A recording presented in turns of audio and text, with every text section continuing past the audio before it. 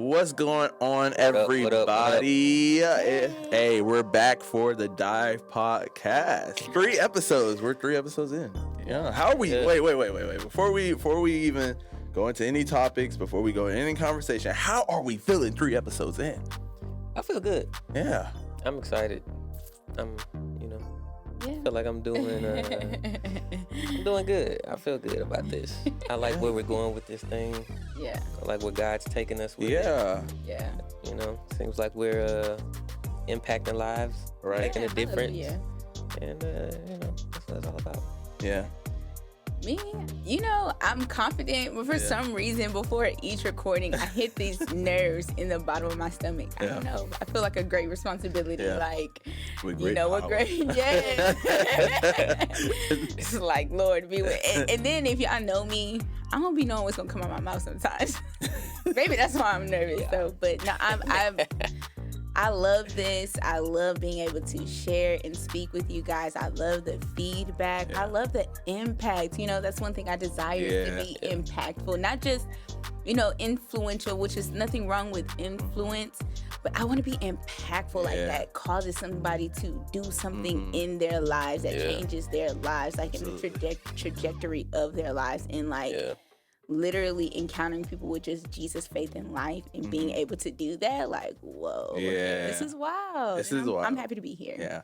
For me, I'm like, I echo all of my co-hosts' sayings, but for me, I'm super glad that our genuine conversation is showing forth on like podcasts, because like this is literally how we talk. Like, so you're literally seeing the most genuine side of us, because this is literally how we talk, like weekly. Sure. Like the other day, we were meeting for the podcast to kind of like discuss our topics and all that stuff, and somehow that turned into like a 3-hour phone call. Just chatting. Yeah. Didn't even realize it. FaceTime. literally. Yeah. So that's how it is. So I'm glad that's being conveyed through the camera, because I think a lot of times when we're making content or social content, we kind of like show off like a fake side of us. That ain't really authentic, and it's harder for people to connect, or people connect with a version of you that's not you. Yeah. That's hard to keep up with. My goodness. Because literally you're setting pressure. people up for expectations on you. Yeah. On yourself. Literally. So we're excited. We're happy with how they've gone. Episode 2 was kind of crazy. My God. Oh my gosh. Like, the conversation that was had over there was insane. Literally the Holy Spirit pouring. So we are episode 3 in, and we're going to just introduce ourselves again. If you don't know us, I'm Kemen Dumas. I'm Jayce Parker. I'm Desi Parker, not Desley. Not Desley. Desley. Yeah. If you know, you know. Check out episode 1. You'll know what I'm talking about. Easter egg. I'm Desi Parker. Hey, guys. Right. Just remember, y'all can follow us on the Dive_podcast on Instagram, YouTube Dive Podcast, The Dive Podcast, and follow me on Instagram, Jayce P. Yep. Oh, get us on It's All Good Apparel. Wow. Wow. Not the plug. I mean, I'm good for a plug. I mean, I just.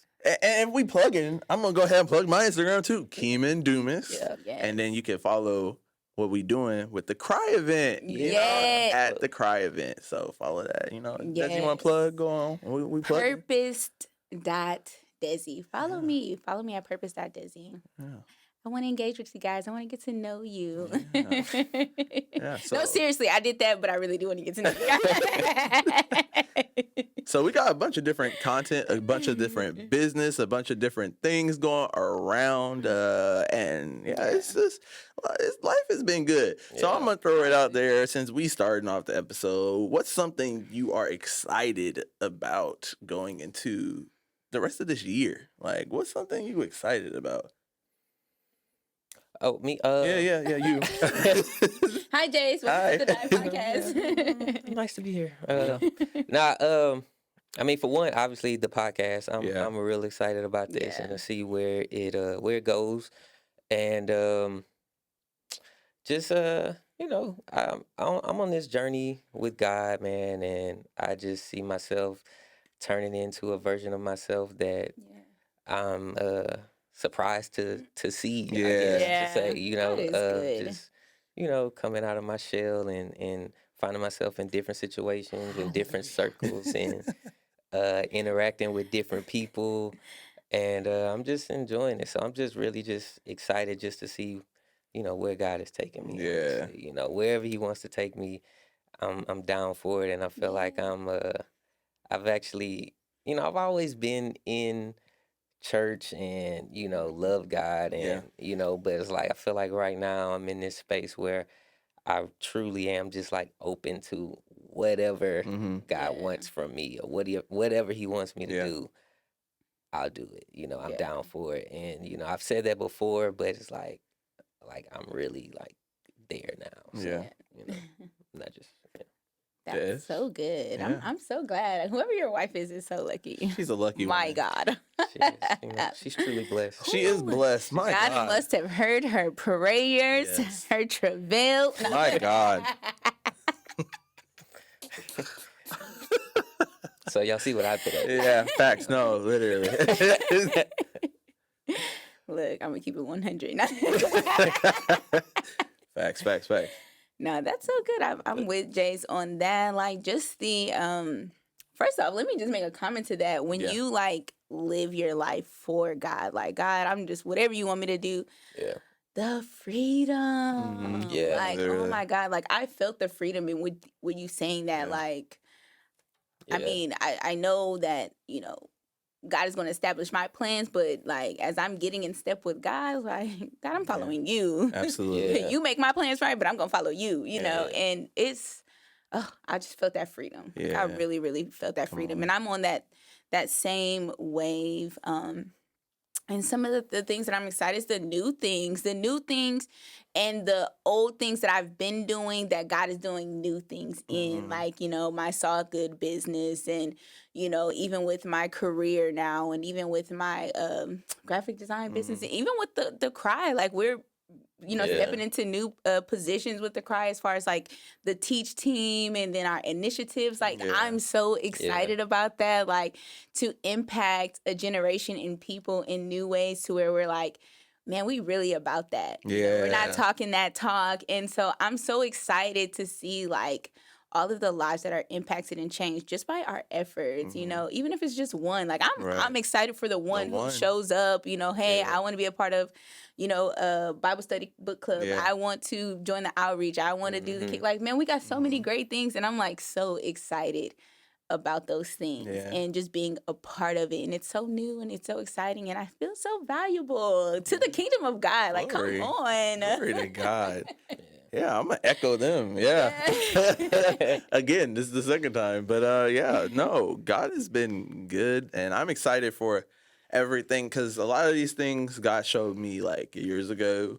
Again, this goes back to kind of what we talked about episode 2. You know, taking the small steps and things, and like the Dive podcast is something that I wanted to do back in 2020. Yeah. But it was something at first I was just going to do by myself. Yeah. And if I just moved on that, Yeah. I wouldn't have the platform. Yeah. I wouldn't have the friendships. Yeah. I wouldn't have the partners to do it. Yeah. And so now a vision that the Lord showed me back around 2020, 2019 is coming to life. And actually, like, you're seeing what was done in little steps. Wow. And then even with my ministry stuff with KDM and the Cry movement and all the initiatives and stuff that we're doing through there, I love what God's doing through there because again, that was something that God showed me a while ago, but also I'm loving the fact that we aren't just having like a place to gather and like that, but we're actually equipping and building people up. And so I'm excited for what God's doing through that this year. And one thing for me, it's been a like thing that's taken a burden off of me is having people around me who are willing to serve that vision and to do it. Like for me, I've been going nonstop for a very, very long time. And so finally this month I'm able to take some time to rest and to like really like recharge and trust the people who God has put around me and my team to like handle ministry and stuff for me. Yeah. That is a blessing. Yeah. And these are people that I don't only know out of like a friendship role as far as ministry wise goes, like not only ministry, but I know them as friends. They are my friends. They are my family. They are my circle. Yeah. And it's just a blessing to me because I remember times where I felt like I was alone. You know, I felt times where I didn't have these relationships, and I'm so grateful to God for who He's put around me. So yeah, it's been good. People, man, accountable people who gonna hold you up. Literally. They gonna pray with you. They gonna, absolutely. Be a place of correction for you, a holy correct. They're not gonna, tear you down, but build you up in correction. It's like, it's so beautiful. And like you said, I'm so glad that I'm doing ministry with these people, but I'm also glad that they're my friends because it's deeper. Like, I don't know what the future holds for, the ministry team. I do see it growing and big, but like the core of us, like, we different. Absolutely. And I love this for us. Like, I love our whole team. Y'all know who y'all are. Y'all are a blessing. Y'all encourage me to, hold myself accountable and show up and show out each and every event because y'all are going to be there. Man, it's beautiful. Get you one of them. It's not a chicken salad. It's delicious. Not a chicken salad. Okay. Yeah. No, the Lord way to ruin sentimental moment. I don't know where to go from here. No, it's been good. Yeah, and this podcast has been a blessing to just kind of air out some of the revelations and things that the Lord's put in us. Definitely. Yeah, it's definitely, opened up, I feel like a lot of thought process, a lot of different views, just, especially like with the questions people are sending in, the comments, it's like, it's like, you start to look at it from different views, think about it, especially thinking about it, going into the podcast, knowing we're about to talk about it, it's like, man, what do I really feel about that? What am I going to say? What do I think? And, like anything, after you think on it for a while, you start to kind of process, some meditation. And man, so it's just good, Yeah, man. It's truly a blessing. Them questions are heat. Yeah, no, facts. Yeah, for real. Y'all doing the thing. For real. That's why I be nervous, low key. Like, y'all gonna bring it. Like, it'd be hard to decide, like, what we gonna talk about. Right? Which one are we gonna pick? Keep it coming. Keep it coming. Like, not scared. Man, I'm telling you what Jay's saying, like, about, to process and to think about things. Yeah. Like, this literally is opening wells of revelation for me.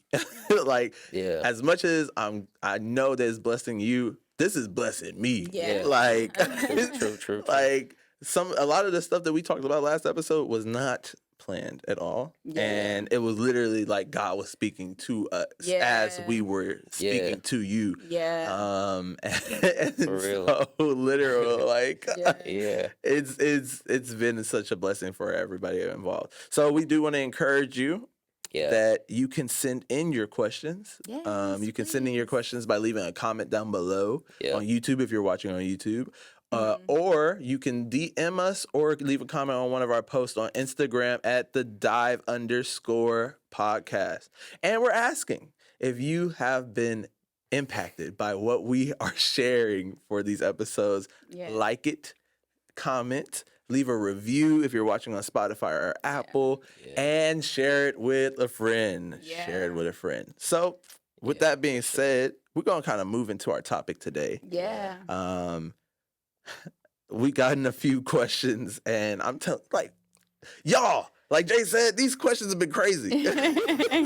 So, one of the questions was from YouTube, and this was from Demetra, and she asked, "How's the dynamic and flow of y'all circle? a married couple and a single man. How do y'all operate in community and in wholeness? And then somebody else asked us about what does coexisting in relationships look like? So we're gonna kind of dive into it. You know what I'm saying? We're gonna dive into it. And yeah, talk about it. Cause yeah, it is interesting that like we've connected to the level that we've connected to, and we are in two different like roles in our lives and relationships and things like that. Yeah. So like for me, it's so interesting to me because to them I'm a pastor to them and a friend to them. But to me, honestly, Jayce and Desi are like inspirations for me.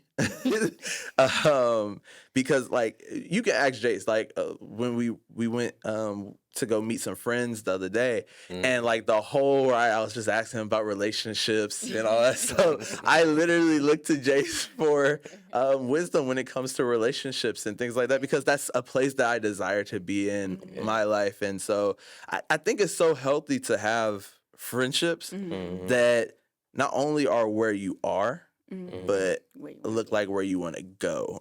And Jayce and Desi are a big example to me of a healthy, godly marriage and godly relationship. And so I really do look to them for wisdom in certain areas. And so for me, it's been a blessing to kind of just learn. You know, sometimes you can be so caught up in the level or the position that you're in that you don't receive wisdom from other people who are in a different space or things for you because they aren't in your role or they aren't doing the thing that you're doing.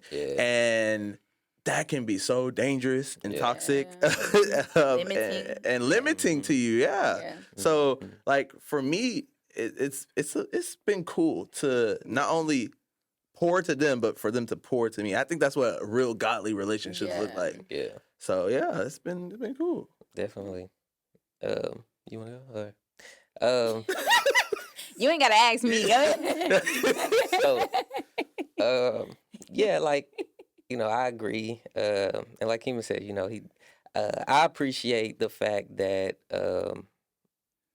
I set an example that he respects or admires. I say because for one that it encourages me to it encourages me in my marriage, for one, to know that I'm doing something or I'm behaving in a way that's exemplifying that it's an example of what someone admires or would like to have, and that that he trusts my opinion and views on things. So it's definitely an encouragement to keep going and do better. And because sometimes as a husband, sometimes I question myself, and I mean I can't speak for anybody else, but I would imagine that other men out there that are married, you would question it, like, man, am I being a good husband? Am I doing well? Am I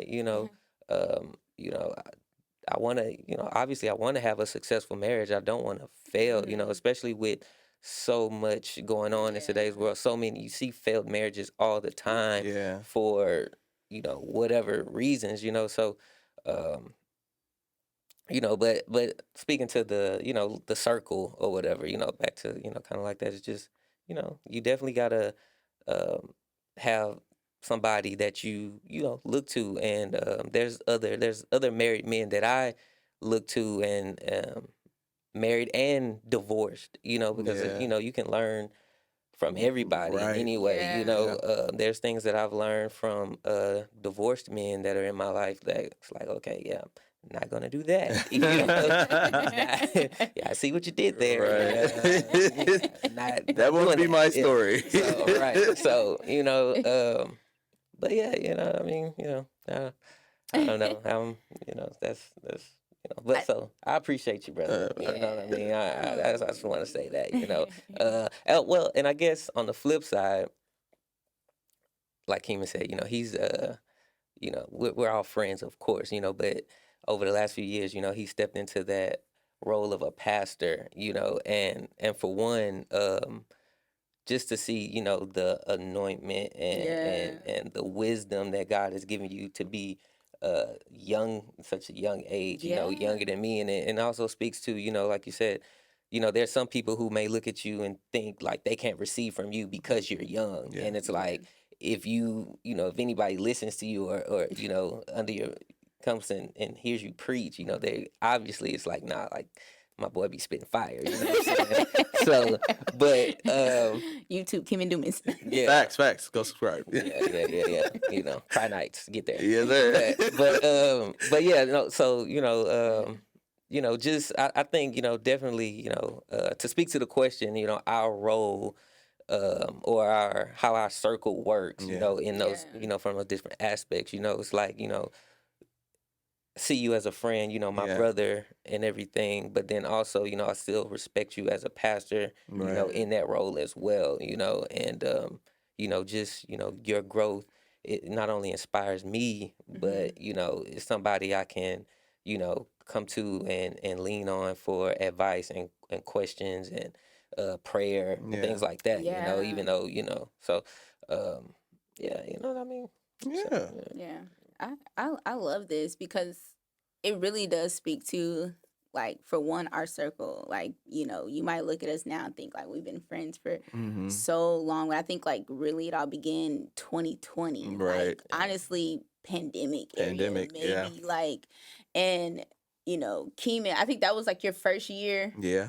It's like, and you've been watching us as a married couple, but you really didn't know us as a married couple until, like you might see us around, but like we didn't. So it's like seeing like us now, it's like you kind of watch us grow and be a godly marriage. It's not like it's something that you see and we're like, oh, okay. Like you like on the inside of like, I think we've been married since, I think at that point, 25 years. Yeah, 5 years. And so we have developed and did a lot of, things. But even before then, we were in Bible school. So you've seen us go through Bible school. So you've seen us grow as a married couple. Yeah, So you're not just like, oh, they're inspiring to me because we're a married couple you're connected to. Like you're literally seeing growth and change in us. And when it comes to coexisting, like, again, just like what Jay said, like, you've been somebody, for one, for me, a business aspect. Like I kind of walked into like we talked about graphic design and and it's something that I seen you do, and I'm like, man, he's so good. I want to learn from him, or get tutelage and things like that. And it's like it didn't matter. It's just like you were doing something that I wanted to do, and I seen that, and I linked up to that, and I'm just like I didn't care. And so when I think about coexisting, even when it comes to marriage or any type of relationship, it's like it's not one-sided. Yeah. I feel like we are all a giving and receiving dynamic. Absolutely. Like we're not selfish. We're not trying to take for our own good or anything like that. Like you've come to me and spoken with me about things, and I come to you all the time and speak to you about things, and we kind of share and bounce things off of each other, and we can depend on each other. Like I just feel like that is what makes us work. But the reason why we have such a great coexistence is because I'm not coming into this relationship as Jayce's wife. I'm coming in as my individual self. So the way you interact with me is not Jayce's wife. It's me as a person and what I have to offer and who I am and what I bring to the table. And that's how we interact. Like, I think a lot of times and we can see this in relationships, and that's why some people like, I'm not just Jayce's wife, or I'm not just this person, like, because a lot of times you can walk into dynamics in relationships, especially in ministry, like, ministry couples and friends, like you're only connected because you're the wife of this person, and not even realizing like, man, this person is so powerful. You don't even know what's inside them, but you see them as this person's wife. And that person may be powerful, but the power and the gift that they hold is equally as powerful, but you can't see that because your eyes are so focused on this one person. And I think that's what I love most is like, you don't look at us as, even though we're one, you're not always identified. There's some things you are like, okay, as a married couple, what would you say? And even with that, because I know you desire to be married, a lot of things that I don't show in front of a lot of people, like I'm more open with you. So like you can see the real, the raw, the ugly. You've seen us like, really, Jayce?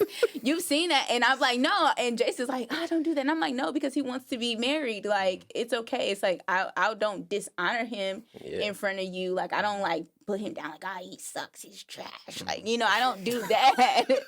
But I'm going to call out, like, I don't really like that, And so you can see as a husband, and even it might even be hard for you to see sometimes, but it's like you would probably not. I do not do that in front of a lot of people. But I know that's something that you desire too. You're my friend, and I'm like, man, he wants to be a husband. This is real raw marriage, and we don't have to argue. And a lot of times, matter of fact, I want to say that last car ride, it was like we're talking about coexisting. Yeah.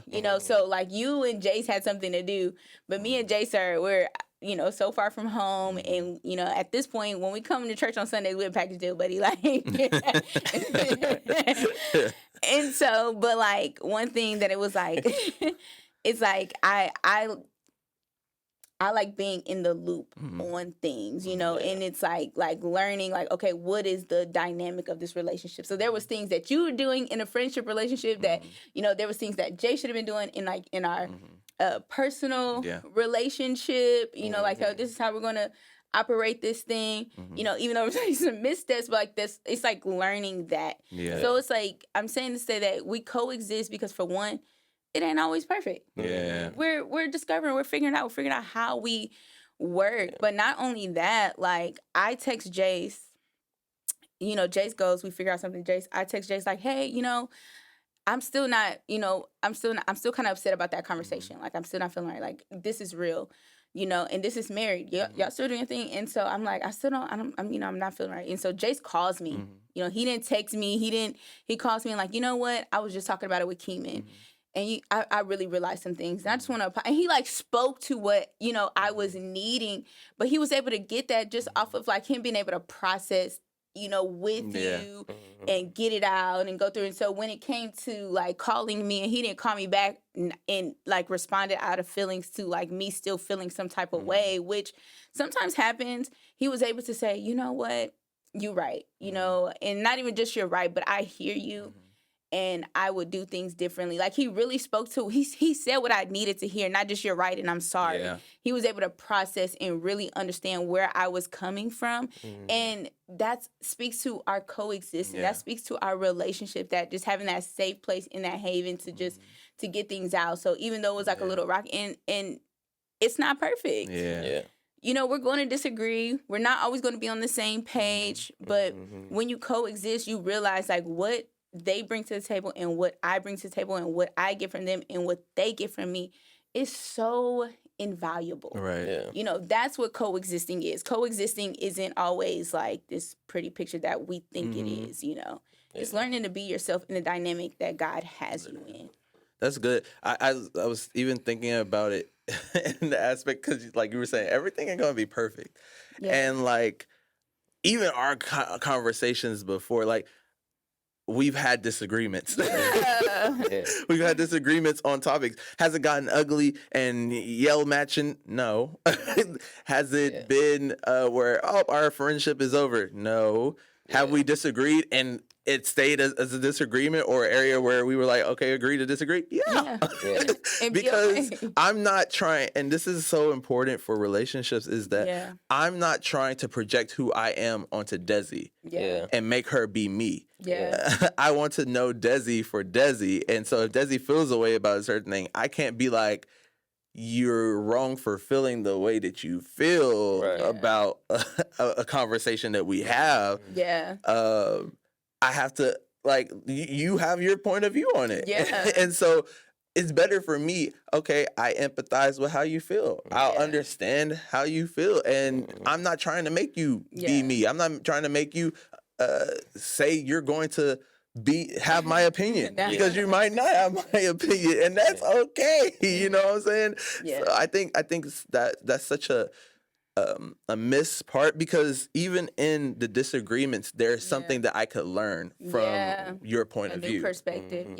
And I think so many people have that place where they don't want to learn, and they're trying to make how they feel be you. Make you have to understand how I feel and agree with it. And so then friendships end up broken. But then if you mature yourself to understand, like, we might disagree, and it might stay that way.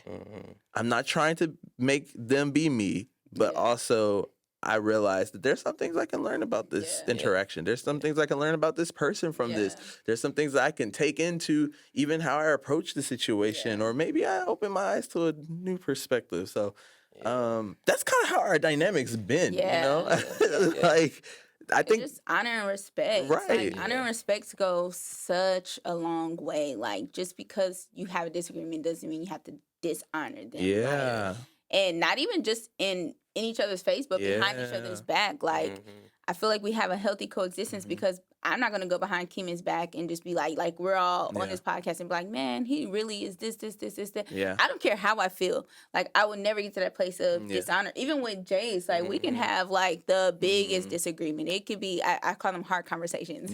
We can have a very hard conversation, and I'm not gonna go to everybody, and be like, man, he gets on my nerves. He da da da da. No, I'm not gonna do that. I'm not gonna dishonor him, and I think that's what keeps us is there's always a level of honor and respect no matter what. And like you said, finding those teachable moments in those spaces, because Kemen, you have a whole life before I met you. Yeah. There's no way I can always understand your perspective of why you think the way you think. You know, your background, the place you lived is completely different. I lived in a whole different state, you know, a whole different type of family. Like, there's no way that we're always going to agree on everything, but like taking those moments and letting them be teachable moments. You know? I would say, and that's the way it should be in all relationships. Yeah. But it's tough. You know, it can be tough in a marriage, you know, like all day, every day. Yeah, you know, like, you know, from, the point you made is where it's like, I'm not trying to project my opinion or make you feel the way I feel or think the way I think, you know. And it's easier to have that approach or have that understanding, come to that as friends. Yeah. You know, but when you're in a marriage, it can be tough because it's like, you know, I feel the way I feel, she feels the way she feels, and we're at disagreement on it. And it's like, we're one. Yeah. You know? And so there has to be at some point an understanding and a common ground, and and it's a give and take, and it's not always easy. So how have you found that? Like, how's that? Really just, well, go ahead with it. It's so, because we were just talking about this week, because I had a friend, I need to Quadra, I love you. But I have a friend, she asked me, what is our favorite scripture about marriage? And it's like, I don't really have one. But we were I was like, finally, like, had a chance to me and just talk about it, you know, because I wanted to respond to her question.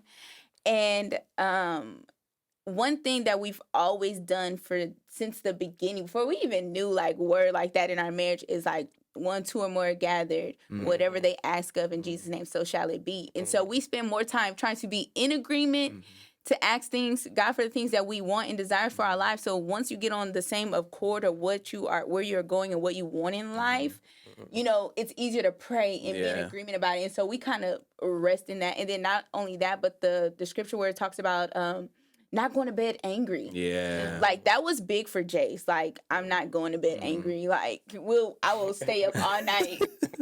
and that wasn't me, because I'm like, I'm going to sleep.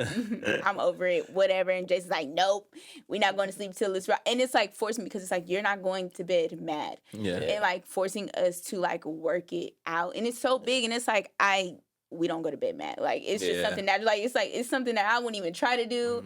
It's like, I would rather try to come to an agreement, try to work it out, try to see, even like you say, whether I disagree, try to see his perspective and get to a point where I can respect it, I can accept it. Because sometimes it's like, you just need to accept it. And that's okay, you know? Yeah. And a lot of times you realize things aren't wrong. You just may not see it that way in that moment. You know, it's just not your perspective. And it's like, I can accept that. You know, a lot of times you don't, unless it's just flat out wrong. Like, you know what, you know. Right. You know. But like, you know, for somebody who considers me, who cares, who is a great example of a provider in my life. He takes his role as a husband seriously. When it comes to his perspective and the things that he believes, sometimes it's like, whether I agree with it or not, I have to accept it. And even with Jayce, like, it's something in our marriage that we really had to work on, because, you know, I am very vocal. I am very, I easily communicate. Like, I need to understand this. I want to understand you. I need you to understand me. And Jayce is like, I don't know. I'm still thinking about it. I'm still trying to formulate my thoughts, and he internalizes it all.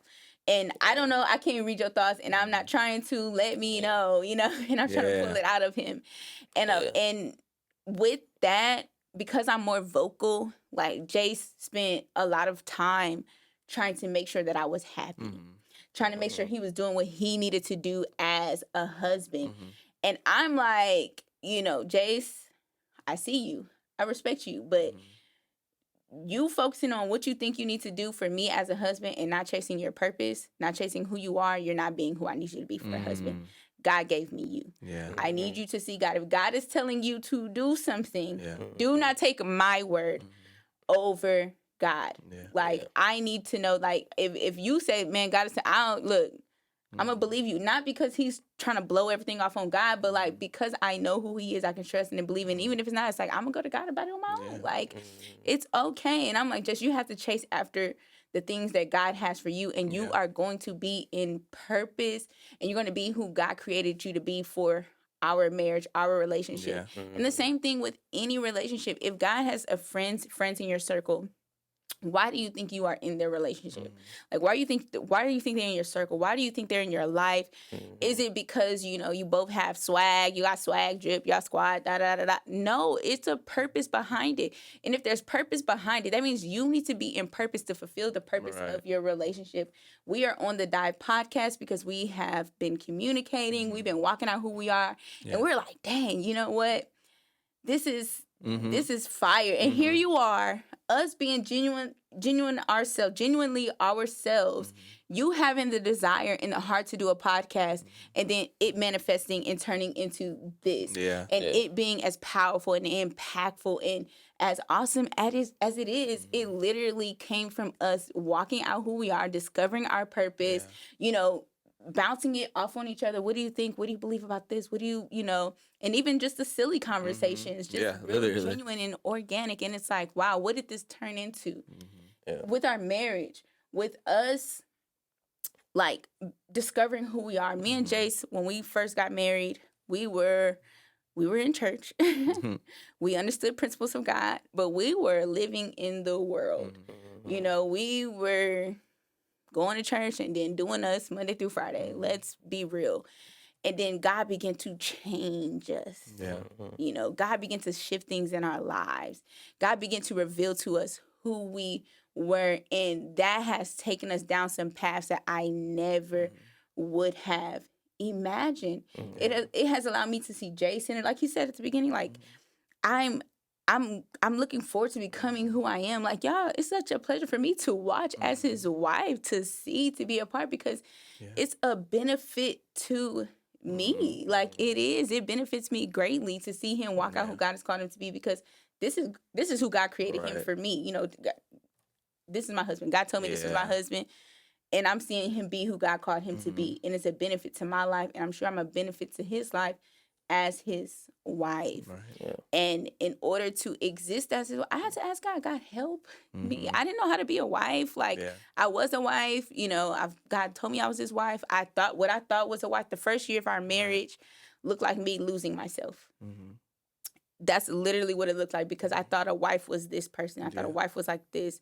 I thought a wife needs to do these things, and I wasn't that. And just like Jay said, I was afraid I was failing. And even to this day, I'm like, dang, am I pleasing?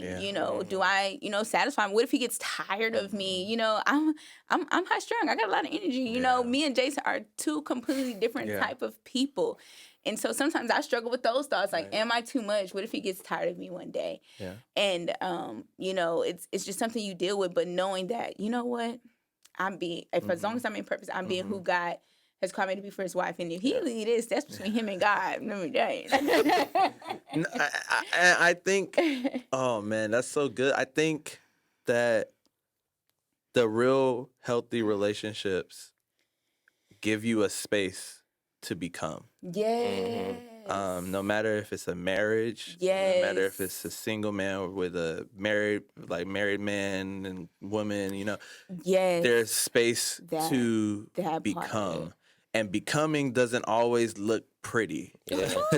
Becoming, sometimes you got to go through the rough patches of finding yourself and all of those things, and being refined and going through challenges and things like that. But they don't stop you from going through that process. And sometimes we can try and stop people from going through that process of becoming. Yeah, because they becoming a version of themselves that you may not like in that moment.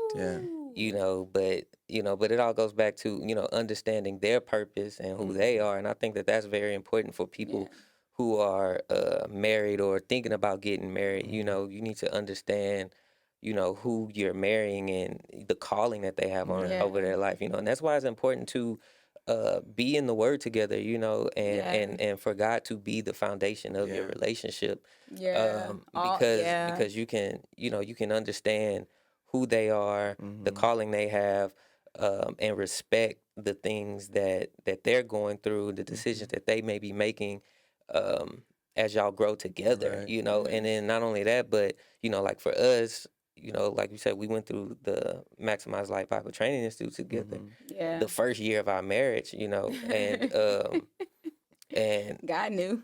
Yeah, really. But Literally, like I was telling Kemen, like the way we weren't planning on doing it, like literally somebody called us and was like, "Hey, did y'all want to go to the Bible Training Institute?" And we're like, "Yeah," but we really didn't have the finances to do it. And they're like, "Oh well, someone gave a scholarship, and it's up for grabs, basically, And so it was just like, oh, okay, cool, So we were able to get in that way, and like that truly, I feel like set the foundation for our marriage because changed our lives. It did because I feel like like I said, we're in church and going to church, but having to study and learn together and grow together, go through those classes.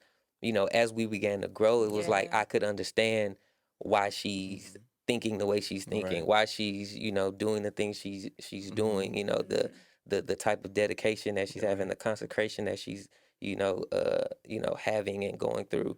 It allowed me to be on the same page with it because it's like, hey, I'm understanding the same thing. I'm learning the same thing, so we can grow together. Not only that, but it allowed us to hold each other accountable, on some things. I think we can be so caught up in the arrival that we don't honor the becoming. And so like the becoming part is this part where you gotta walk with people. You gotta we think so much about discipleship in the aspect of like me necessarily teaching you or something like that. But what if discipleship is just you walking with me and us walking together? I think about the disciples who were with Jesus. They walked with Jesus to places. They were just around him. And through that process, Jesus knew that there were parts of them that were fleshly and blah, blah, blah. And Jesus also knew that there was a part of them that would get to that point of arrival in being apostles or whatever. But he didn't force them to be apostles when they were right now disciples. And so if he got so frustrated with where they're going that he couldn't walk with them in the becoming, then who knows what would happen? What we have missed out in Revelation and all those things because Jesus projected the arrival before he walked with them in the becoming. And so even in just relationships and all those things, like you said, I gotta walk that out with you. And forever, especially when it comes to marriage, because it's like in life as believers, until we enter eternity, absolutely, we will be becoming. Absolutely. And so that's one thing I've always held dear to me, is to always leave a space open in my heart and my mind to allow Jayce to grow and to develop to who God has him to be. And I cannot limit it to what I think that is. Like, we are completely different people from the day we got married, from the day we decided to get together. We are completely different people. And I was just, this thought just came to my mind, is like, you can hold people hostage to your idea of them, because they're going to want to break free from you. Whoa. Yeah, that's good. You know, it's like you're going to like, why you want, because you've limited them to who they are, but yet God is doing a thing in their life, but you can't see it, you can't respect it, you can't relate to it, and so they need to get away from you. They gotta get away, because you're keeping them in a place that they are no longer in. And so as we coexist, I think that's one thing, like you said, it's just a space for us to grow and develop. Like, even when I think about ourselves in 2020, we aren't the same people we were. Then we've literally developed, we've literally talked, we've literally grown with each other in, like, I would say, a new era. It's like, literally. Man, it's literally a new era for us. Like, the cry, just everything we're doing is like, there was like a literal development of becoming, like, even when I think about Chris and Christy, like, Chris, like, 2020, like, whoa. You know, and he's such an integral part of the cry, but it's like that development. I think that even speaks to, you know, yes, y'all cousins, but I think it was like him being able to grow and develop and be able to speak and be seen and, you know, and just become like not the person you've known his whole life. And it's like sometimes familial, we can get like that, right? Yeah. But, you know, there's a different level. Like, y'all operating outside of just family. Now y'all are in ministry. Now it's a whole different dynamic. And look at him, you know, like, not to it's just you, but, you know, wow. Yeah, speaking of family, I was, you know, when you said what you said a minute ago, it made me think of it, like, you know, holding people hostage to who they are. You know, that happens in family more, I feel like, more than friendships or more than even, you know, marriage or whatever, because it's like with family, you've known this person probably your whole life most of the time, even, you know, even if it's like parents and children, you know, you know, you got to recognize when you may need to step back or set boundaries for that relationship, so y'all can still continue to coexist and still have a healthy relationship, because God is doing something in you and you are changing, you are becoming somebody, but your parent may look at you as who you've always been, or even the other way, you know, you may, you know, maybe your mom or your dad has been a certain person your whole life and all of a sudden they're changing, but you don't want to accept it, you don't believe it, you don't, you know, so I just think, you know, sometimes you gotta, you know, understand that when that is going through you, and understand that when you do have to, you know, maybe not necessarily separate or stop, you know, but you might need to set some boundaries up to, you know, to be able to keep that healthy relationship going and coexist together, you know, but you may have to distance yourself a little bit just to, you know. So knowing the seasons of your relationships, like, oh, that's so good, Jayce. That's so good, because not to say that, you know, I would love for us to be in this space forever, but we're growing. We're, you know, the dynamics of this relationship is going to change. So again, not holding hostage, like, man, it was so good, we were doing all these great things together, but God may be taking you to a completely different place, and this might be a seed, this might be a path, this might be, you know, a way that is literally moving us into those places because of this right here. But if I hold us to, man, we don't never get together no more. Man, we used to be on the podcast. The podcast was going hard. Now nobody want to do it anymore. And it's like, girl, the season of that is gone. Like, that, it was a beautiful, but it's like the place that God has now, the relationship didn't change. Just the season of the dynamic of that relationship. I can still, I believe, you know, of course, I can't see anything changing, but in the future, like, you know, God taking our lives in totally different places, and we can meet up anytime, or we're ministry friends, and it's like love, like, man, these people I did a podcast in 10, 20 years ago, and man, it was amazing. It literally helped me to get to where I am now. But if we look at that as something that has to be always, so even in our relationship, knowing that as we're becoming, you know, the dynamic of your relationship, my mom when I was 10 is not my mom now that I'm 30. You know, if I treated her like, you know, I expected the things I expected her as a 10-year-old, we would probably have some issues. Absolutely. You know, like, I can't take care of your grown self the way I used to. I can't coddle you and take blame for every mistake you make like I did when you were 10. You know, you're a big 33 now. Like, come on. And so, like, allowing my mom to be her person, you know, even in the dynamic, and as we coexist as mother and daughter, and we went through ours. Oh my gosh. Yeah. Do I want to go here? Me and my mom, beautiful relationship, but also we had a tumultuous relationship, like growing up. Like, we were very close, and you know, I think the dynamic of our relationship wasn't healthy. Yeah. And so we operated in some things in a way we shouldn't, but both on my part because I was a child, and her because, you know, she was a single mother. She raised us, you know, like she depended on us like we depended on her. And so, you know, lines got blurred, and it kind of carried over into our adulthood. And it was like we would butt heads. There was a rift. Yeah. And it literally got to a point where it's like, I can't be in your life. And something had to break. Yeah. And really, at that time, God was working on me. And just like Jay said, I had to set up a healthy boundary. Yeah.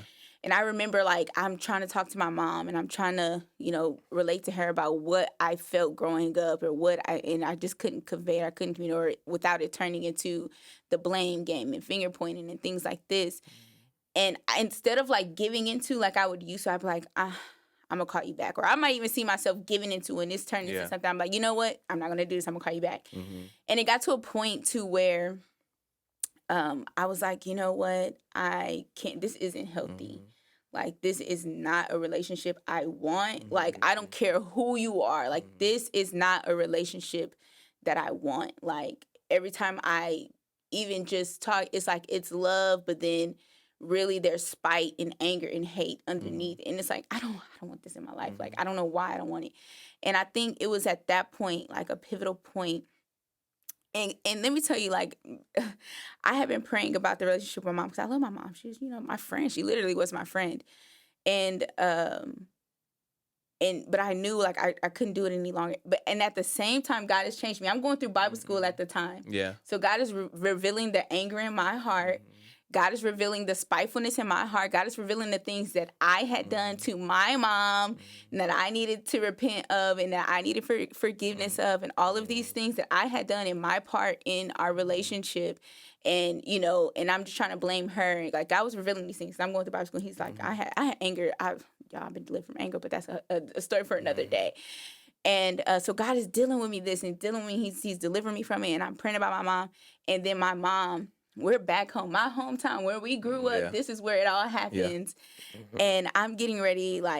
I'm done with her. And I'm like, you know what? Like, me and my mom had words. I was like, I can't do this anymore. And I think she's seeing, like, oh, she's for real. And she humbled herself. And she heard me for the first time. And she listened to me, and she apologized. She realized, like, I wasn't trying to, like, call her a bad parent or make her seem like she didn't do her best or anything, but I just really wanted to be heard as her daughter. A lot of times when we coexist in relationships, the thing that causes a rift is, like, someone feels unheard. Someone feels not valued. Someone feels like, you know, it's one-sided. You rely on me so much, but you didn't give to me what you gave everybody else. And that was a lot in my family. Like, my mom depended on me a lot because I was one that was mature. I wasn't the oldest. I was the oldest girl, but I was more mature. And then, you know, my siblings, and she just depended on me a lot. And I would talk to her. I was there for her. I didn't know better. I was just trying to be a good daughter, and I didn't understand what I was walking in at that time. And so, you know, we come and we hurt, and I tell you, like, instantly, y'all, we have not been back. Like, we talked, we hugged, we loved one another, and we have not, like, literally, it was broken. Yeah. Right then and there. But later, she told me she had a dream. Like, I want to say, like, weeks before that, it was, I can't remember something about, like, I can't remember the dream, but the dream basically was telling her that she needed to make something right with somebody. Wow. And it was me. So while I was praying, while I was like, God, you're going to have to help me. I can't do this anymore. God was doing something. Yeah. And so sometimes, you know, coexisting in a relationship that you have to be in. You love your mom, you love your parents, you love your husband. Let's be real. Sometimes you go through these seasons with your spouse, and you love them, and you're trying to convey. Sometimes it literally is you and the work that you need to do in yourself, because in a relationship, you bring you. Yeah. You know, it's what you bring to it. You're going to receive from it, but if you're not bringing anything, if you're not bringing your best, you're not bringing your whole self, there's going to be something that's lacking. And so it's like that, like you said, walking that place of constant humility and constant, we talked about this in leadership, constant repentance. Like, God, help me. You know, did I sin against my husband by some thoughts that I had, by some frustrations that I had, some anger I had? Did I sin against my mother? You know, and just humbling myself. And it's so easy to see what somebody has done to you, and that's the easiest way to cause divide, because you're, again, just like you feel like things on one side, you're on one side of things, you know. And so that's good. And it makes me think, kind of back to, you know, the question that you asked. It's like, how, when I was, you know, gave the answer earlier, and you're like, how did I find that? And of course I know, you know, this story, this situation, you know, but just hearing her tell it right now is my first time realizing that, you know, the key to the breakthrough was communication.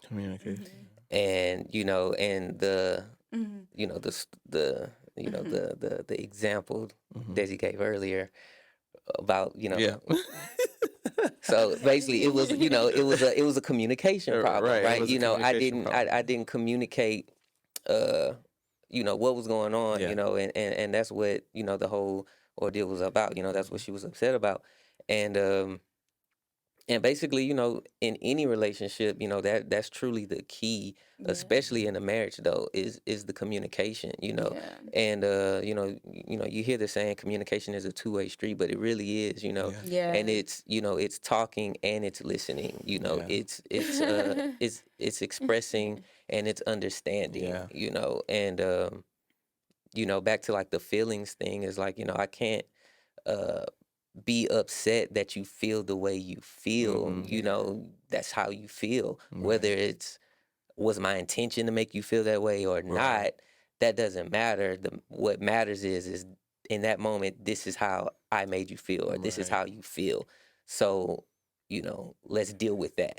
You know, let's talk about that. You know, be honest about how you feel. You know, and that's something that I had to learn too. You know, like she said, I would internalize a lot of things and I would bottle a lot of things up. I may feel a certain way, but you know, I'm a go with the flow type of person. So it's just like, I'm like, all right, cool, whatever. You know, but it's like, I eventually, you know, after you do that enough, you know, it does, it's a cause and effect thing. You know, it does create something inside of you that, you know, maybe like a certain buildup, you know, and it might be like, you know, we may have a small, you know, interaction, a small, you know, mishap, or, you know, something that upsets me, but like it may turn into the biggest thing, but it's because I've been internalizing a lot of things, and it's just like that little small thing may just be the straw that broke the camel's back, and it may come off like, why are you tripping over that? Like, really, it's just like, all I said was this, or, you know, but it's like, it's just one little more thing, and it's like, boom, you know. And that's how he is with everything. And it's so funny because he like thinks it's like I'm on the outside, and he's like, I'm not doing nothing. Like that's his tone. I'm like, dude, you're literally, and I don't know where it's coming from. And it's like, it might be like disagreements with us. It might be like just what's going, like everything Jayce, what he does is like pow, pow, pow, pow, pow. And I notice it, and I'm like, you good? Like, you know, he like, yeah, no. Or I'm like, what you thinking? He like, you know. And it's been like a learning process for me to even like how to deal with it. And it's like, also coexisting is learning that. Like learning to give space for how can I handle this. Because I've learned, like, for instance, like Jayce can ask me something, I'm thinking on it, and I can answer. Jayce, he might take, you know, 2 business days. Like it's the weekend, ask him on Monday. Like, and I've had to learn that, and in that he's also had to learn, you know what, ask me tomorrow. Let me sit on it. Like I can't give you the turnaround that you can give me. You know. And I've learned to be like, you know what, I respect that more. Like, honestly, that has helped so much because it sets expectations for not only him, but myself. And it just helps us to just smooth it, because it's like, I'm looking for an answer, and he's like, I don't know. And I'm like, I need you to know, bro. You know, and you know, days or months or something goes by and I haven't gotten a response. I haven't gotten any ideas. And I still don't know. And I feel just as lost as I did that day. And it can be frustrating. And so, like, and he's realized that. And he's like, you know what? Let me just sit on it and come back and ask me tomorrow. Right. Because he know I'm going to come back and ask tomorrow.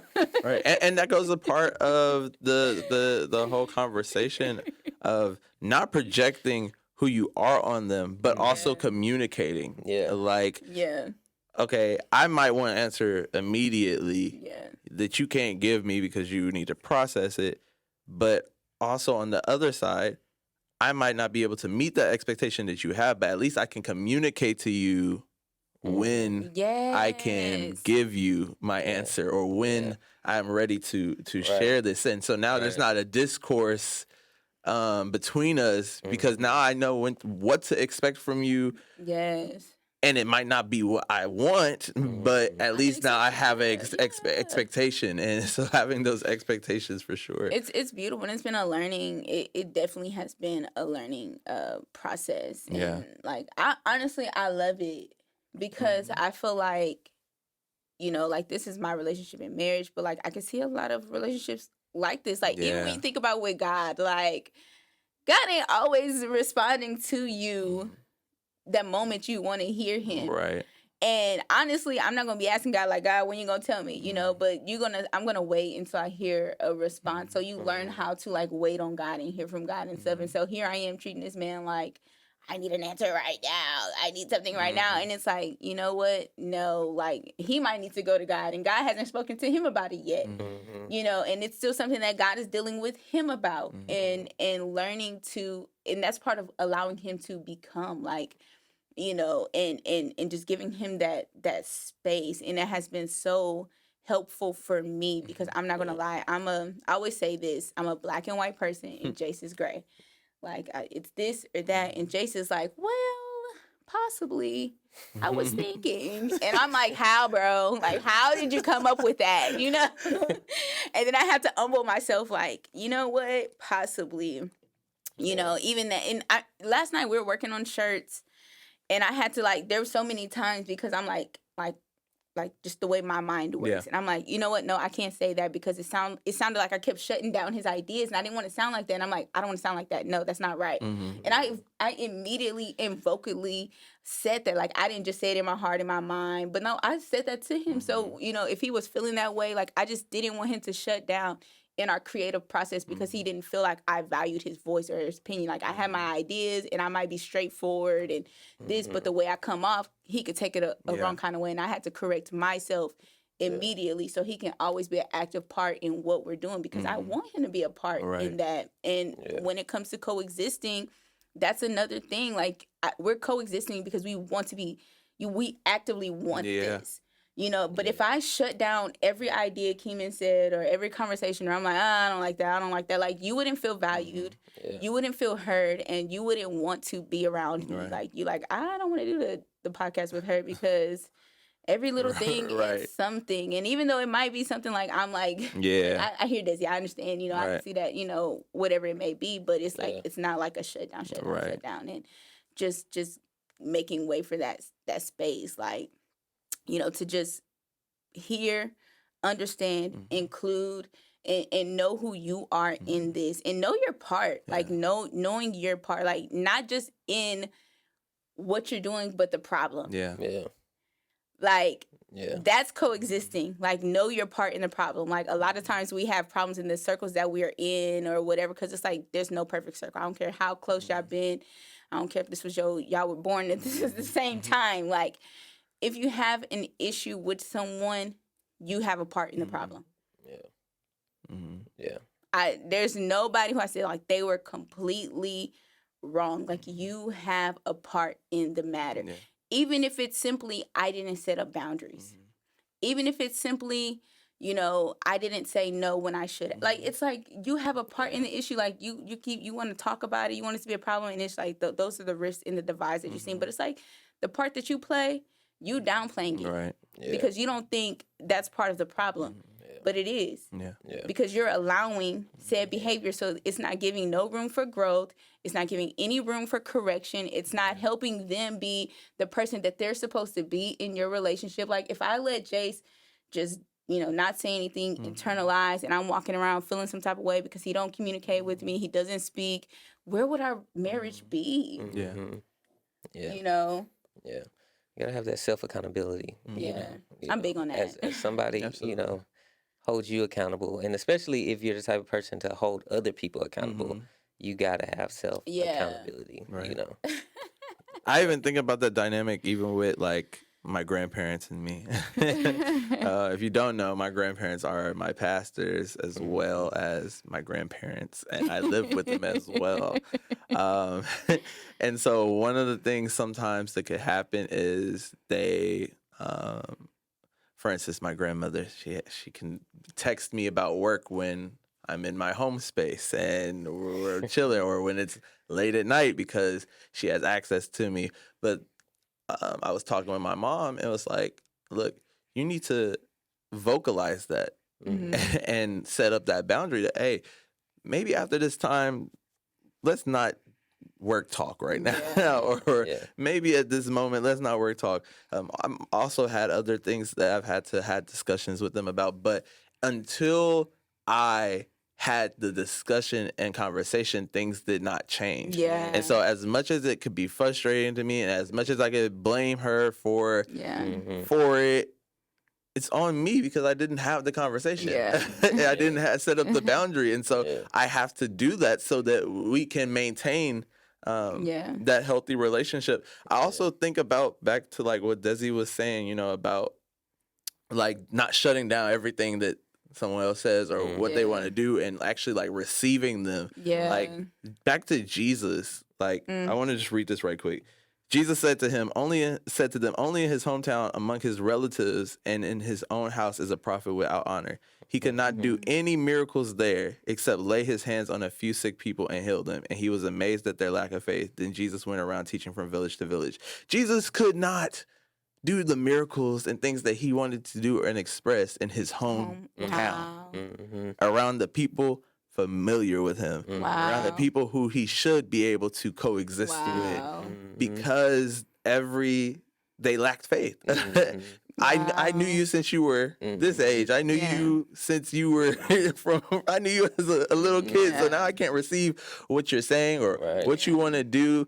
And it's not that you ain't walking in power. It's not that you ain't doing the things that you're supposed to be doing. But I can't receive it because I've gotten to that place of knowing you where I don't want to know you anymore. Or I can't see you farther than that place that you were in. And so, man, it's so important that we just like walk out that humility aspect with people in relationships. I'm grateful, one, for me.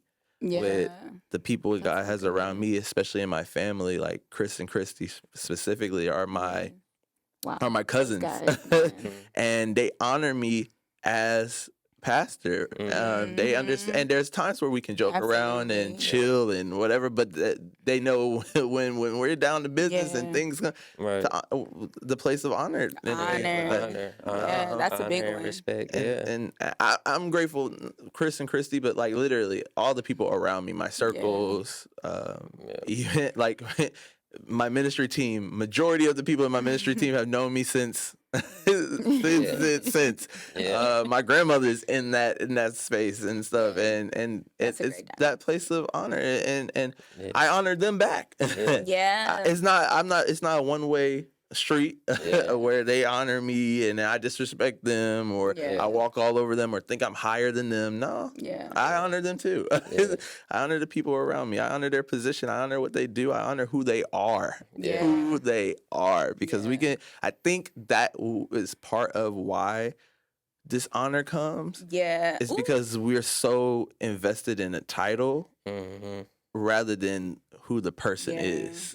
And if I honored you as Jayce, if I knew Jayce, then I would not dishonor who God made you to be, because the moment I dishonor you is the moment I dishonor God. If I dishonor who God made you to be, then I'm literally saying that God, your creation, is not honorable. Yeah. Your creation is not worthy of love. Your creation is not worthy of being respected. Your creation is not worthy of those things. And so literally it's like spitting in the face of God when I dishonor you. Yeah. That's good. That's good.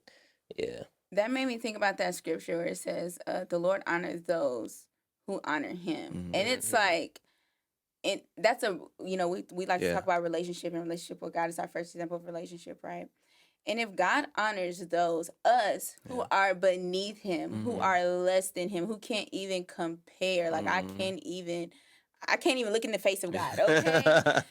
And he honors me simply for honoring him. Like, what would make me think that I can't honor those that are in my circle who honor me, whether I'm in a position of like status or just, relationship, whatever it may be. If someone honors you in your face and behind your back, you must honor them. Yeah. Like, if you expect that same thing for God, like, I think that's a beautiful thing. And I love to think on that. It's like, because God is going to honor me, I'm going to honor him. Yeah, absolutely. Because the people that I'm connected to, because I honor Jayce, Jayce honors me. Right. Because I honor you, I know you're going to honor me. Yeah. Like, Kemen openly, he's not shy about it. He's very humble. And it's like, this is our pastor. This is somebody who feeds us. This is a shepherd to us, that we listen to, that we learn from.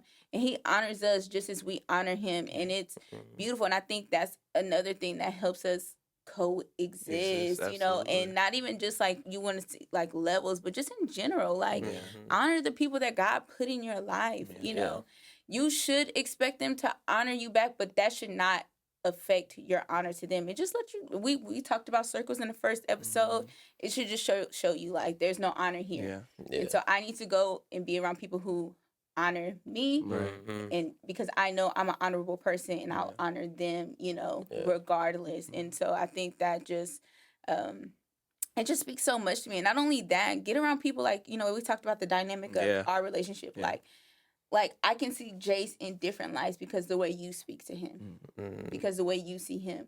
Like, honestly, it helps me see him in a way that I don't always see. And it's like, wow, that is amazing. I never would have heard him speak like that. I never would have heard him, you even talk about like certain things that you see from Jayce, and it's like, wow, So get around people or when it comes to our dynamic, I'm saying get around, but when it comes to our dynamic, it really does help the growth of who we are and how like I said, when it comes to my marriage, when I see you talk to them and y'all interacting, y'all's, manhood and things like that, I'm just like, I feel so honored that Jayce is my husband. I feel so blessed, because of the things you speak over him, or the things that he speak over you, or the things that y'all even converse about, and the things that you pull out of him that he's so free to talk with you about. And even if I'm there in a room, like the way he say it to you, he might feel a little level of comfort or just authority in saying it as a man.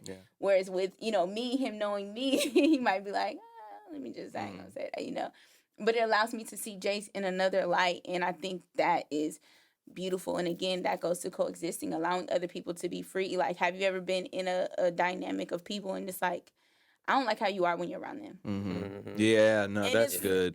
Yeah. It's not like that. Like, I love who Jayce is when I see him interacting with you, and not even just you, but with other people. Like, even when I think about Miracle, like the way Jayce thinks about Miracle, like she's one of those people, and it makes me see him in a whole different light, like just his perspective. And, Miracle's one of our ministry leaders, and she's a younger one, but, it's just so beautiful how he sees her. Well, sometimes everybody doesn't see her, and like that makes me like my eyes big and my eyes bright, because I'm just like, wow, like what insight, what a heart absolutely that he has. And I love that. And that's because of the circles that we in. That's us being who we are in different places. That's not him being my husband. That's Jayce being Jayce in our ministry team. That's Jayce being Jayce at church. That's Jayce being a servant. It has nothing with him, being my husband. It benefits him, him being my husband. It's a benefit to me because of that's who he is. And I love that. It doesn't detract. Like I don't want to go hang with them because you're a totally different person. And we've been in those type of dynamics. Absolutely. Like, we've been in those type of circles. Like you totally different. Like, why are you talking like that? Why are you acting like that? That's a real scenario for us, whether it be on my end or his end. Yeah. And so I think that has been a blessing and why we can coexist in, just this arena. Like you said, on what was that, Wednesday? We had or Tuesday, I can't remember the FaceTime. Tuesday, Like we're on the phone, we're on Jayce's phone, like we're hanging back, we're on one phone, he's on one phone. It's like literally us. Yeah. It's like it wasn't no separate, it's just like hanging out. Like it doesn't. It didn't have to be a certain type of way. Like you need to be operating as a wife. Like that's a role I am, but that's not who I am. Yeah. That's my just respecting that, knowing that call and Ooh, that's a conversation, but that is a conversation. That's a conversation I have boiling. You heard that. Yeah. Well, I do want to say I appreciate the both of you so much. Likewise. You guys have changed my life for real, and I always attribute, of course, all of my relationships and things to God. Mm-hmm. But I do want to say I'm grateful for the both of you, because I could not run the race that the Lord has without the people that He's put around me. Yeah. And that's the thing. I'm not saying that I can't do it or I can't do what God's called me to do, but God put these relationships around me so that I can do it. And I think sometimes we can dishonor the people that God put around us and realize that some races were meant to be ran together. And I appreciate the both of you for who you are. The ways that y'all are different, the ways that y'all are together, it pulls the side of Kemen out that he's happy about, and so I admire the both of you so much, Thank you. and so I'm excited for what the future holds for both of you and your endeavors, and as a couple as well, where God's taking you both to, Yeah. Appreciate that, brother. Love y'all. And I just want to say, I don't know, when you saying that some races are meant to be ran together, in whatever capacity, this podcast, marriage, whatever, but I'll speak on marriage. It's like, there's some things that I've done or we've done, that I would have never thought of doing or saw myself doing, without Desi. Like, without her coming into my life and just being the woman that she is and being who God created her to be and who she sees me as and encourages me to be, and just causing me to want to go harder and becoming the just becoming a better man overall, and encouraging me to want to get closer to God and grow a relationship with God and just, and getting on that journey together. There was one point in our marriage where she was just getting real deep with God. Like, it's like I could see it, and I just felt like, like, man, like it almost kind of felt like sitting on the sideline, like, dang, like it's just, just seeing, God speak to her and then her speaking it, to others and, and just elevating and just, getting into different rooms and stuff. And I'm just like, man, and it kind of felt like, or seemed like, like I could see where I could be left behind, not necessarily in the sense like her leaving me or anything like that, but just like, just that, God is taking her places, whether I'm going to be in line with it or not, because there's a certain call, there's certain things that He has set for her to do, and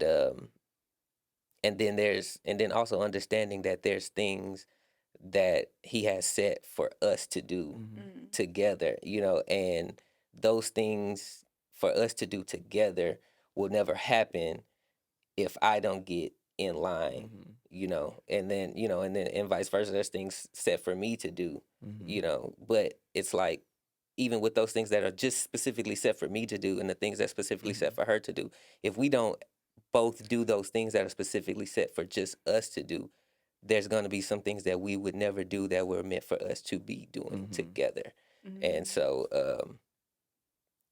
I want to encourage, anybody, that's, aspires to be married, like you and other guys out there, there's you know, the type of woman that I think you should be looking for, you know, is you know, just somebody that's going to, you know, inspire you to want to you know, of course, be better, grow more, and, you know, definitely be with God and grow with God and stuff like that. So, you know, I just, you know, that's definitely you know, a key to marriage and a coexisting is when you can get to that understanding and be able to speak life into each other and understand each other.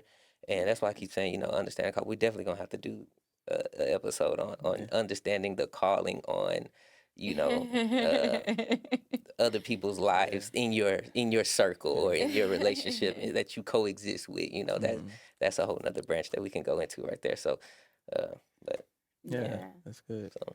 Thank you, Jayce. I appreciate that. Whoo, chat. No.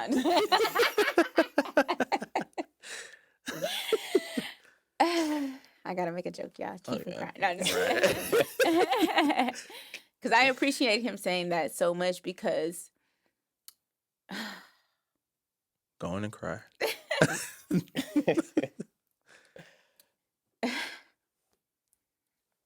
It's just such a blessing because, you know, even though I'm on this journey of what God has for me, nothing can stop me. Yeah. Nobody can stop me. And so, and that's what you want in marriage, is that your life exemplifies, especially to impact your husband, your children, you know, that your life exemplifies something that chases after God. That's like, if I don't get in line, the heights that God takes her. But the fact is, I never once been like, you know, Jayce, you know, I always like, you know, Jayce, you got to do what God is telling you to do. You know, it's so easy to want to be selfish and to see like, man, his heart is just want to provide. He's trying to be a man of the house. It's so easy to want that because as, you know, in our flesh and in natural and in the world, we see like, that's what a husband is supposed to be. And it's a joke, but it's not a joke because I don't want to be homeless. But I would tell Jayce, like, you know, I don't want to be homeless if you're not doing what God is calling you to do. But I'll be homeless if you're chasing after what God has called you to do, because I know you're on the way and I know the way God will take care of us. And because I believe so much about Jayce, like, you know, God spoken to me about who Jayce was a long time ago, but it was never my job to force him to be that. You know, when I would catch him outside of that, you know, and there's been times, it's so funny because we've been on both sides where it's like you kind of like distance yourself from God. And Jayce has been a person like, wake up, what you're doing. So it's like, even when he's speaking to this, there's been times in my life and, you know, like he's like, Desi, you know, we need to pray. We need to get together. We need to get back to some things and vice versa. I've been that person for him as well. But I always speak to his purpose because I just know like outside of that, that's not who God called me to. God did not call me to Jayce, the man. God called me Jayce in his purpose that God created. Like that's who God called me to. God designed us for his will to be done in our lives, and we have to remain in that. And that's like why I'm so big on purpose, because it's like I gotta be who God wants me to be so I can be your wife. Because if I'm not going to be a good wife. I'm going to be selfish. I'm going to be mean. I'm going to be spiteful. Because I'm outside of who God wants me to be. I'm in my flesh. I'm annoyed because you're not doing what I think you should be doing in my life.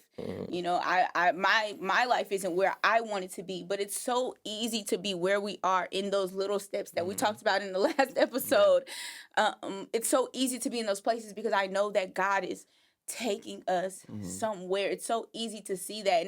And I literally, this is probably the easiest place for me to allow God to develop. A lot of the places, like personally, like he's talking about this, but it's like it's been hard for me to like release and allow God to develop. But when it comes to my marriage, it's like, God, do what you will. I don't know why it's so easy for me, because it's like I really want to see God's will done in our life, and it's so easy for me to like, I would tell Jayce, you know, when things I felt like we weren't going around, I would tell Jayce, I feel like we're walking in a wilderness. Like, I feel like you're not leading us anywhere. You're not following God. And me, like, even though I have plans and even though I have ideas, I would never, and this goes back to honor, I would never feel like I need to take the lead because you're not doing what you're supposed to do. Like, I was right there with Jayce. You know, and then I made this analogy to somebody like Aaron and... Miriam? No, not Aaron. The ones who went to the land of... I can't think of his name right now. the Canaan. Joshua and Caleb. Joshua and Caleb. I couldn't think of it. Mm-hmm. They believed that they were Mm-hmm. going to get into the promised land. Yeah. But they couldn't go until that generation was gone before Right. then. So it's like, it doesn't matter how hard I believe in what God has for us. I can't get there without Jayce. Yeah. So I need you to believe. Right. So we can get- no, I don't for real. want to die here. Right. Yeah. No, that's I good. don't want to be left here. That's so good. So I need you to believe Wow. where God is That's taking powerful. us. Yeah. You know, and so I would tell him that, like, hey, where we're going, Yeah. what we're doing, Yeah. you know, we need to Yeah. figure it out. Mhm. And instead of him trying to take charge of it, I would like try to incite him, like, Jayce, you're a leader. I'm honoring you. You're the head of our household. Yeah. Like, what is God directing you? Yeah. God, and I would never, and that's so unlike me. Yeah. In my character, but for some reason in my marriage, it's like something that God has literally kept me in. And then there's been times like where Jayce isn't you know, he's just kind of like, he's into his role, like, you know, work, and he's just trying to make sure that, you know, we have bills paid and these, and he knows he's getting into those things. And honestly, I think this part was easy for me because I could actually see the physical toll that was taking on him, and it was hard. And it was hard to see because I know it's because he just wants to make sure, like, I don't have anything to worry about. Right. Yeah. But I would have to tell him, like, Jayce, you got to do what God is telling you to do, because when we meet our maker, when we get to the gates, you cannot, when God asks you, why did you not pursue your purpose? Why didn't you do what I called you to do? You cannot look at me and say, well, God, my wife needs to have a home. My kids need to be taken care of. He's going to look at you like, are you better than me? And so I would have to encourage him in that way. Like, God's going to do it. And I tell Jayce to this day, he'll hear, like, I know you are my husband and you are head of a house and you will provide, but I trust that God is providing. Yeah. So where you lack, God is always going to make up for me, you know? And so it's like, I trust you to be the man of God that he's called you to be, but God is my provider. God is my protector. And God is the one who, he empowers you to do that and operate that role as a husband. But it is by God that you are even able to do those things. Yeah. And so those are things that I like speak to Jayce. So that way, the life that I dream, the things that he wants to do, like he said, delight in the Lord and he'll give you. Those are the things I do want to be provided for. I do want to be taken care of. I do want to be protected. But Jayce, in the place that you are, is going to be limited unless you do what God is telling you to do. So as a husband and even as a wife, like wives, I encourage you to, you know, how do I want to say this? Allow your man to lead. Yeah. Even if it's hard. Yeah. You know how many people say, Desi, I don't know how you do it, because he is, I married him as the head of my household. I believe I believe in that order. Absolutely. I believe in it. Even when I don't believe, Lord, help me with my unbelief. And I mean, it could be tough, you know, at times, and the reason it's tough is because pride gets in the way. Yeah. You know, pride gets in the way because in today's society, as a man, you know, you want to be that provider, you want to be that protector, you want to be, you know, all these things. And with pride in the way, there's no room for God to be that for you, to allow you to be that, you know. God will literally make you that through him, you know, because he is the source, you know, he is the provider, he is the protector. But if there's pride in the way of like, no, I'm the man, I'm this, I'm that, I'm going to do this, I'm going to, you know, it gets tough. And also it's hard to hear those things, you know. It's hard to receive that, you know, that discussion. It's hard to, you know, to receive that and understand those feelings that she's saying, and you know, it's just hard. Especially you know, when you're trying to do your best. When you're like when you're, you know, when you feel like you're doing your best, when you feel like, you know, you grinding and you are and you actually are doing those things, providing and all of these things, but it's like you feel like you're doing those things, but really all you're doing is you're just sustaining. You know, you're not progressing. Right. You know, we're just, you know, here. And I had to see that physical toll. Like, he didn't see it, but I was physically see like Jayce was worn down trying to keep up what he thought he was supposed to be as my husband. And it was heartbreaking to me. Like, it, you know, in that case, like, you know, Jayce left his job and he's been pursuing his purpose, and he's been like stepping out on faith and business and things. And like, man, the light I see on him, the happiness, the joy that I see, the freedom that he sees, like, man, like, Amen. So, I just feel led for Jayce to kind of just pray. Oh wow. I feel like you knew, but I feel like you should just pray over kind of what we've discussed, and for the people, you know, kind of like how we actually end our conversations, you know. For sure. Yeah. All right. Well, Father, we just thank you for this day. We thank you for our podcast. First of all, we thank you for this platform. We thank you for all of our listeners and supporters, God. And we just, I thank you for showing them, shining a light on them for who their circle, who you have destined to be a part of their circle. Anyone who's looking for a wife or looking for a husband, Father, I ask that you point them out to them, give them their heart's desires. They continue to grow nearer to you, God. And I just thank you that you are lifting up people in everyone's lives to help bring past their dreams and their goals that you have destined for them, God. And yes, I just thank you. Just you're so good, God. You're so good. You're so faithful, and just a provider, the main source, God. I ask that you open up hearts and open up eyes, give godly wisdom, give godly conversation, and I just thankful, God. Yeah. In Jesus' name, amen. Amen. Amen. Thank you, sir. This has been such a holy episode.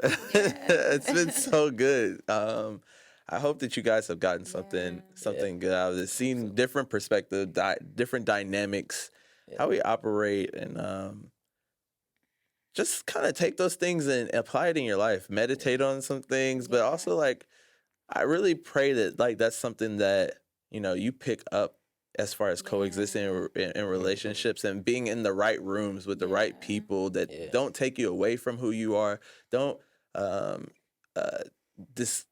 mess up you in your character, but also allow you to become and be who God has called you to be and evolve as you live. It's part of life, and so we're grateful for this conversation, man.